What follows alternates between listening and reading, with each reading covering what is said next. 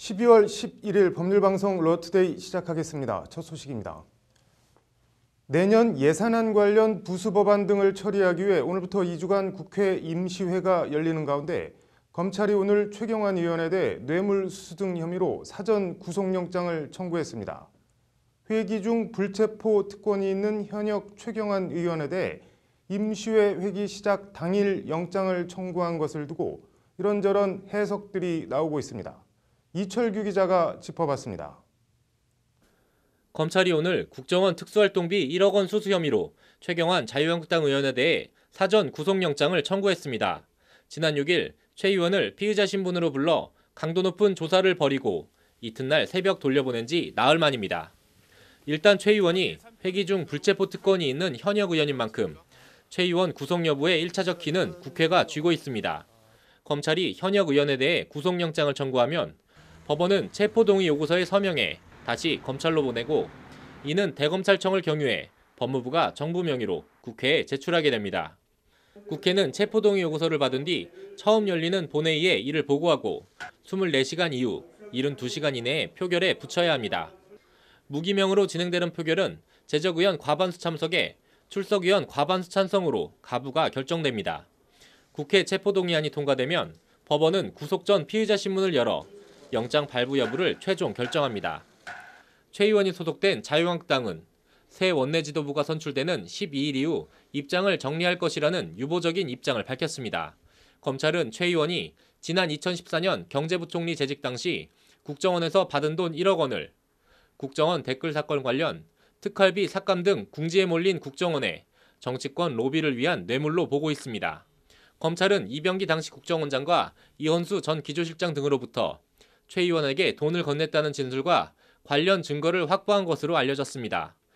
하지만 최 의원은 사실이라면 할복 자살하겠다는 극단적인 발언까지 했을 정도로 혐의를 강하게 부인하고 있습니다. 검찰이 굳이 임시국회가 시작되는 날에 현역인 최경환 의원에게 구속영장을 청구한 것을 두고 일각에서는 명분 쌓기 아니냐는 시각도 있습니다. 이번 임시회는 그렇더라도 임시국회가 끝난 뒤 추가 임시회를 여는 이른바 방탄국회는 막겠다는 의도라는 겁니다. 검찰이 최경환 의원에 대해 칼을 단단히 벼린 모양새입니다. 법률방송 이철규입니다. 생리대에 유해물질이 함유돼 피해를 봤다며 소비자들이 제조업체를 상대로 낸 사상 초유의 생리대 소송 첫 공판 준비기일이 오늘 서울중앙지법에서 열렸습니다.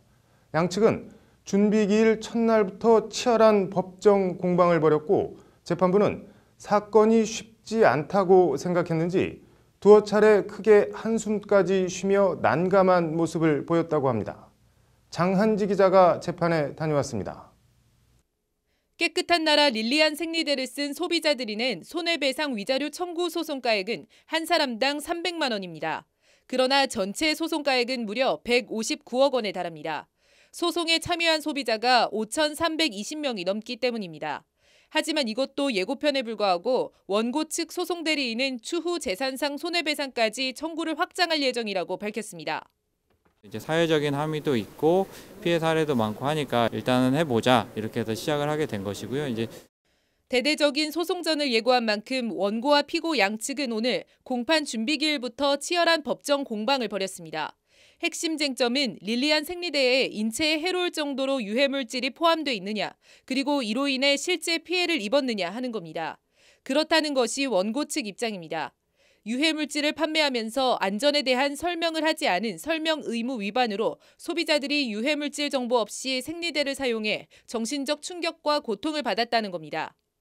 피해 사례를 보니까 저희가 생각했던 것보다 단순한 이런 피부염 이 정도가 아니고 피해 사례가 좀 심각하다고 얘기를 하셨고, 그리고 이제 이 제품을 사용했다가 사용을 멈추니까 또 증상 완화가 있었다고 또 얘기를 하셨고, 반면 업체 측은 사건이 부풀려졌다는 입장입니다. 사건 직후 식약처가 본격적으로 조사한 바에 따르면 전혀 위해할 수 없다. 따라서 원고가 주장하는 제조상 결함 등은 인정될 수 없다는 것이 업체 측 반박입니다. 쟁점은 명확하지만 관건은 유해성 인과관계 입증 여부와 그 방법입니다. 이와 관련 재판부는 생리대 사용기간이 다를 수도 있고 개인마다 생리적 기능도 다르고 다른 제품과 섞어서 사용한 사람도 있을 것이라며 난감함을 토로했습니다. 화학성분 분석 대상과 증거로 사용할 생리대를 예전 것으로 할지 지금 생산되는 것으로 할지 무엇보다 생리대 착용 시 인체 유해 여부를 어떻게 실험할지가 난감합니다. 재판부는 이에 대해 턱을 괴고 큰 한숨까지 내쉬며 원고하고 피고가 제품들을 자체적으로 확보해서 잘 준비했으면 한다는 말로 오늘 재판을 일단 마무리했습니다. 재판부는 다음 공판 준비 기일을 해가 바뀐 내년 1월 22일로 잡았습니다. 사상 초유 생리대 재판에 본격적인 서막이 올랐습니다. 법률방송 장한지입니다.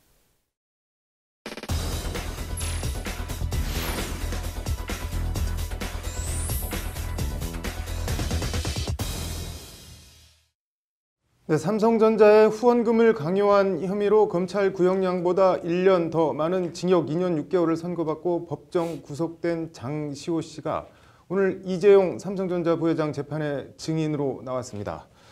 법정에서 울음을 터뜨렸다고 하는데 무슨 일인지 이슈플러스 석대성 기자 나와 있습니다. 어쨌든 검찰 구형량보다 더 많은 형을 선고받은 어떻게 보면 깜짝 중형을 선고받았는데 네. 오늘 뭐 출석 분위기가 어땠나요? 일단 법정 구속 당시에 장시호 씨는 이제 아이 학교 끝날 시간인데 아이 데리러 가야 하는데 하면서 이제 당황한 모습을 보이기도 했었는데요. 네. 그대로 이제 구속 명장은 집행이 됐고 장 씨는 오늘 일단 연두색 수의를 입고 호송차를 타고 법원에 출석을 했습니다. 네. 근데 이제 호송차에서 내리자마자 어떤 이유에서인지는 모르겠는데 황급히 이제 취재진을 피하듯이 네. 법원 안으로 들어갔고요. 네. 이 때문에 이제 취재진도 당황을 해갖고 장시호가 들어간 게 맞느냐 이렇게 네. 소동이 벌어지기도 했습니다. 화면을 보니까 뭐 엄청 빠르게 거의 뛰어가다시피 하는데 법정 구속까지는 생각도 못하다가 정신적 충격이 뭐 아직도 좀 상당한 것 같네요. 예, 그렇습니다. 일단 장시호 씨 오늘 법정에 이제 들어올 때는 아랫뉴스를 이렇게 꽉 깨물고 들어왔었는데요. 네. 판사가 이제 증언 거부권을 고지를 하면서 선서를 하라고 이제 주문을 했는데 네. 장 씨가 이제 한동안 증언대에 서서 눈물을 흘렸습니다. 네. 그 바람에 이제 선서를 바로 못했고 결국엔 이제 울먹이면서 선서를 하기도 했습니다. 네. 뭐 오만 생각이 교차한 듯한데 증언은 어떻게 뭐 제대로 이루어졌나요? 일단 재판 도중 이제 증인 신문에는 적극적으로 답을 하는 모습을 보였습니다. 네. 삼성이 이제 동계 스포츠 영재센터에 지원한 16억 원에 대해서 장 씨는 이제 기존 진술대로 이모 최순실 씨의 영향과 최 씨와 이제 박 전 대통령의 관계를 이용해서 삼성으로부터 돈을 받았다 이런 취지로 이제 증언을 네. 했습니다. 뭐 이제 와서 진술이나 증언을 뒤집기도 힘들 텐데 이모를 등에 업고 호가 호위한 죄는 죄고 어떻게 보면 좀 딱해 보이네요, 장시호 씨. 예, 앞서 말씀드렸듯이 이제 네. 특검 도우미로 불릴 정도로 이제 검찰의 국정농단 수사에 적극 협조를 하지 않았습니까? 네. 근데 검찰도 이런 점을 감안해서 징역 1년 6개월이라는 이제 선처 구형을 한 바 네. 있는데요. 장 씨도 이제 선고 당일날 집행유예를 받고 귀가할 것으로 예상을 했는지는 모르겠는데 네. 그날 이제 풀 메이크업을 해서 네. 주목을 받기도 했었습니다. 네. 일단 1심 결과만 놓고 보면은 결국 이제 일장춘몽 헛꿈으로 이제 돌아간 모양새가 됐습니다. 네. 뭐 이모 최순실 씨로부터 집안을 팔아먹고 있다는 얘기를 들을 정도로 수사에 적극 협조를 했는데 장시호 씨 여러모로 심란하겠네요. 네. 잘 들었습니다.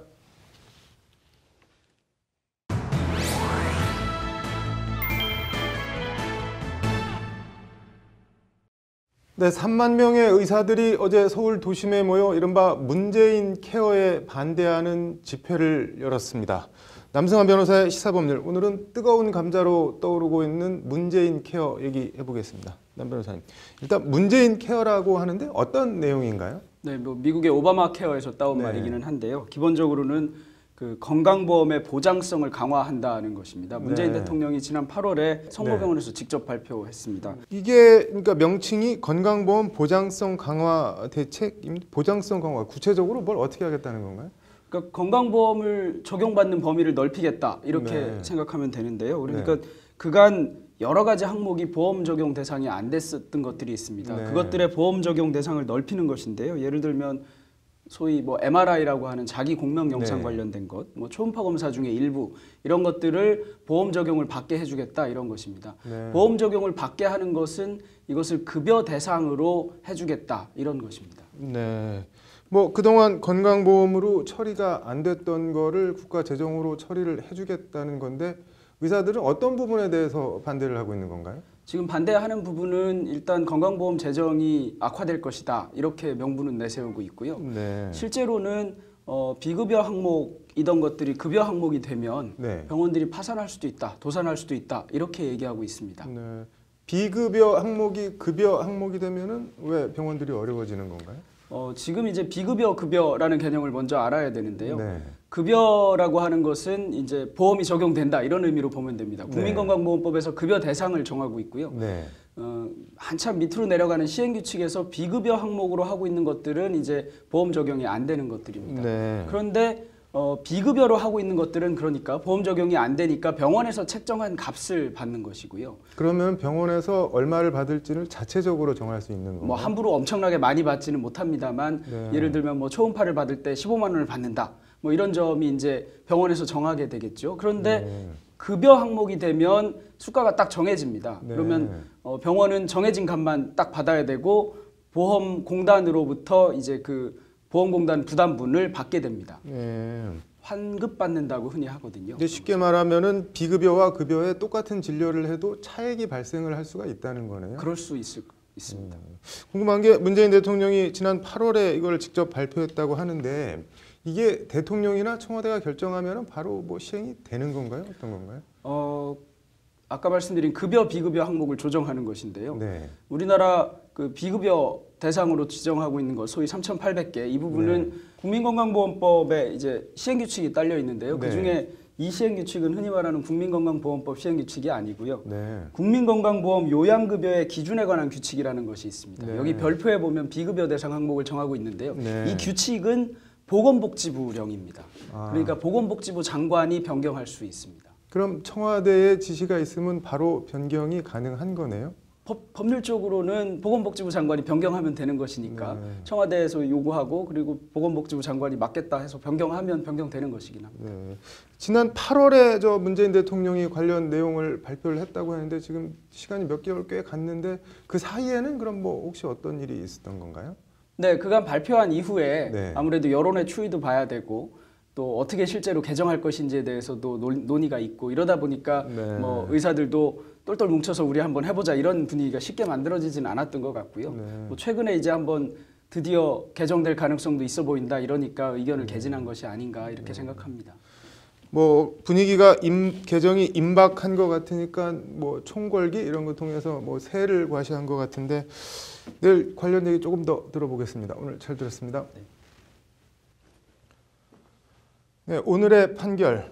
외국인에 대한 이런저런 편견과 차별의 시선과 발언, 외국인에 대한 모욕죄 성립 관련입니다.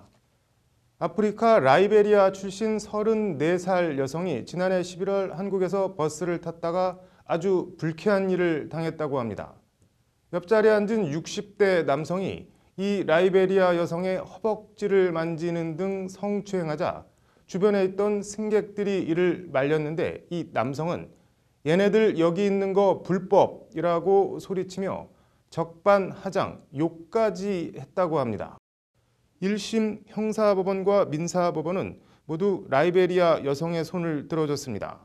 수원지법 형사 8단독 재판부는 피해자를 성추행하다 제지를 당하게 되자 얘네들 여기 있는 거 불법이라고 말하고 하차한 뒤에도 욕설에 피해자를 모욕했다며 추행과 모욕 혐의를 모두 유죄로 인정해 벌금 200만 원을 선고했습니다. 민사재판부도 강제 추행 및 모욕의 정도, 범행 이후의 정황 등을 참작해 위자료 액수를 정했다며 손해배상금 200만 원과 그 지연 이자를 지급하라고 판결했습니다. 벌금 200만 원, 손해배상금 200만 원. 변호사 입장에서 크게 돈이 되는 사건은 전혀 아니었을 겁니다. 최정규 변호사는 오늘 자신의 페이스북에 불법 체류자, 그들이 그런 말로 인해 입는 상처들을 먼저 생각했으면 하는 마음으로 해당 사건을 진행해 보았다는 소회를 남겼습니다. 아마 이 라이베리아 여성은 앞으로는 그러려니 하고 지나갔던 성추행과 외국인 차별, 혐오 발언 등 불합리와 부조리한 일을 그냥 넘어가지 않을 것입니다. 무심코 던지는 한마디에 그들은 상처를 받는다. 그런 인종차별 발언은 처벌 대상이 된다는 걸 알리고 싶었다. 최종규 변호사의 말로 오늘의 판결 마치겠습니다. 오늘의 판결이었습니다. 네, 이어서 법조계 소식 전해드리겠습니다. 청탁금지법, 이른바 김영란법상 허용되는 선물비 상한액이 농수축산물에 한해 5만 원에서 10만 원으로 높아지고 경조사비는 10만 원에서 5만 원으로 낮아지는 개정안이 가결됐습니다. 국민권익위원회는 오늘 오후 정부 세종청사에서 전원위원회를 열고 청탁금지법에 음식물, 선물, 경조사비 상한액을 각각 정한 3, 5, 10 규정을 3, 5, 5 플러스 농수축산물 선물비 10만 원으로 조정하는 내용의 시행령 개정안을 가결했습니다. 지난해 9월 28일부터 시행된 청탁금지법이 개정된 건 이번이 처음입니다. 대한법률구조공단과 법학전문대학원 협의회는 오늘 법률구조 활성화 및 우수법조인 양성 관련 교류 협력을 위한 업무 협약을 맺었습니다. 양측은 상호 협력을 통해 법조인력 양성에 기여하고 법률구조의 양적, 질적 발전을 도모하기로 했습니다. 양형기준 도입 후 강력범죄 형량이 늘어난 것으로 나타났습니다. 오늘 대법원에서 열린 양형위원회 10년의 성과와 주요 과제를 주제로 한 학술대회에서 오정일 경북대 교수는 판결문 6,300여 건을 분석한 결과 양형기준 도입 후 강도, 강간 피고인은 각각 7개월과 6개월 정도 형량이 늘었고 공무집행 방해와 절도 피고인은 형량이 줄어든 것으로 나타났다고 밝혔습니다. 앞으로는 공증사무소에 직접 가지 않고도 공증을 받을 수 있게 됩니다. 법무부는 내년 상반기부터 웹카메라나 스마트폰 화상을 통한 전자공증이 가능하도록 한 공증인법 일부 개정 법률안을 내일 공포한다고 밝혔습니다. 원격 전자공증은 법무부 전자공증 시스템 홈페이지에서 할 수 있습니다.